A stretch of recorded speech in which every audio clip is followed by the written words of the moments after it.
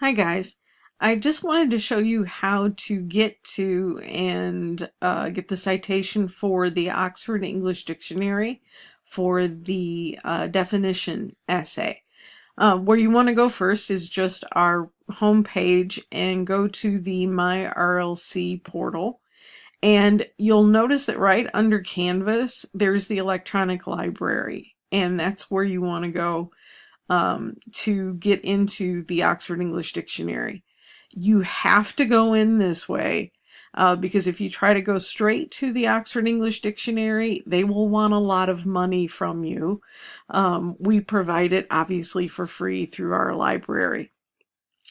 Once you're on the Learning Resource Center page, you can click on the orange bar that says A to Z Electronic Sources and scroll down until you find Oxford English Dictionary OED.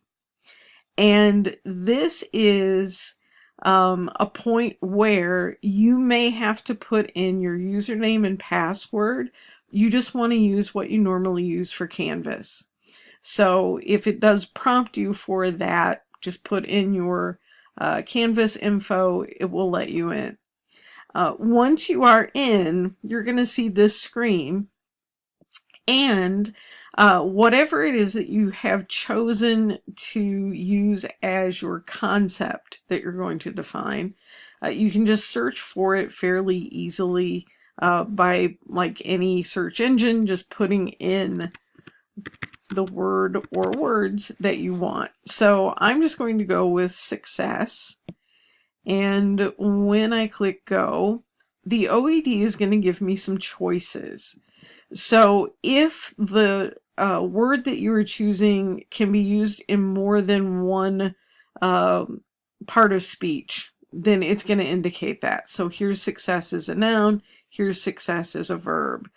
And you may put something in and think that's not quite what I want. You can always go over here to this menu and they will give you the other listings that they have. So you might find something that you want that's a little bit differently, like you might want successful instead of success. I'm just going to use success and go in. The OED is referred to as the definitive record of the English language, and it is a living, breathing document.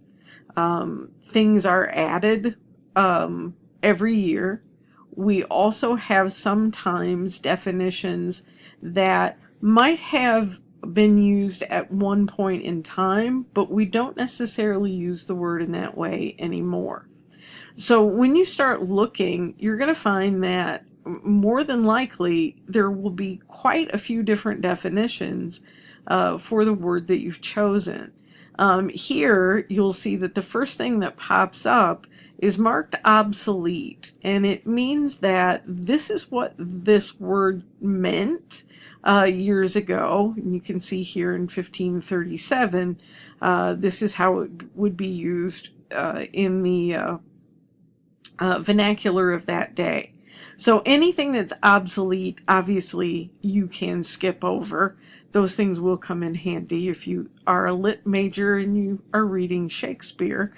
But you want to get down to where there is something that is not marked obsolete.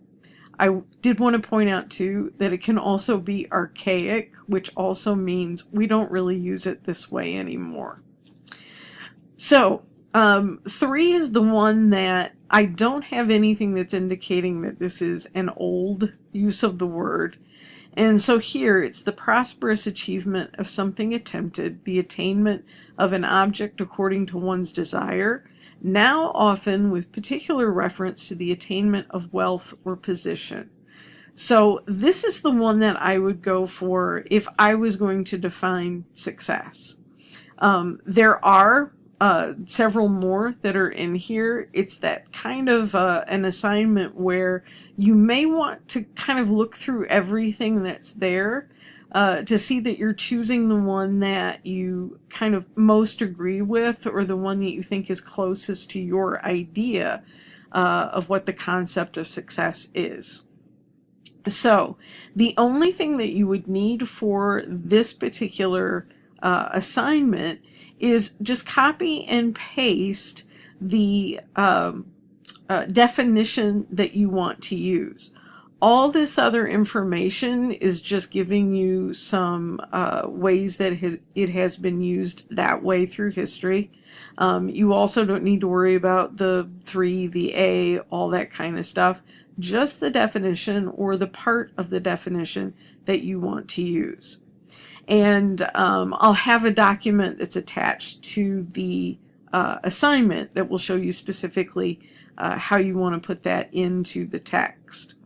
But the other thing that you do want to do anytime you use a source is you want to make sure that you cite that source. And OWL at Purdue will show you how to do a works cited page, and I'll have some information on that as well for this assignment.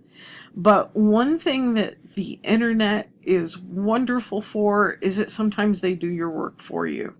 So you do want to make sure that you have the correct MLA citation for your word concept that you've chosen. I could tell you to go to the OED, then go to OWL, then on that list find what fits the OED. But here's what's nice. Somebody did the work for you, and if on your page you just look up in that upper right hand corner, it's going to say Cite. And when you click that, you get a dialog box, and under Preview Citation In, you want to choose MLA 8. That is the most recent update for MLA. And then once you put that in, you're going to see what would go into, obviously, the citation. You can export it if you want to these different programs. The easiest way, however, is to just take the definition, and you can copy it, and then you can paste it into your document. And like I said, there will be a page so you can see exactly what the works cited page should look like. But the nice thing about the OED is that it is going to give you that option of really looking through all the definitions of a word before you completely decide on one in particular.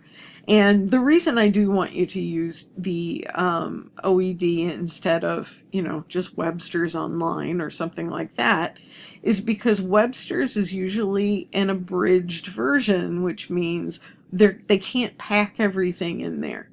If you find a printed copy of the OED, it is usually an abridged version because it literally has every word in the English language, including things that we are creating every other day.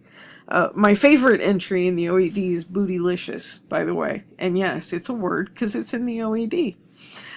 So once you've gotten that information, and obviously you have the definition that you've chosen to use, do make sure that you copy and paste as much as you want from the definition itself, and then also that citation.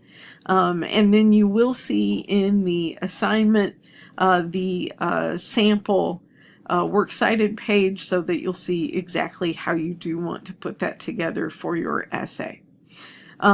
If you ever do need to use a dictionary for a different class, the OED is always the best one to go to if you can access it. And if you do have any problems accessing it, one of the things that you can definitely do is either call or email the IT department and just let them know what kind of error message that you're getting. But if you just use your Canvas information, you'll be able to access it, no problem. And that's all for that one. So in reference to the assignment, I'll have the information for you on what to do with all of this, in the assignment drop on Canvas.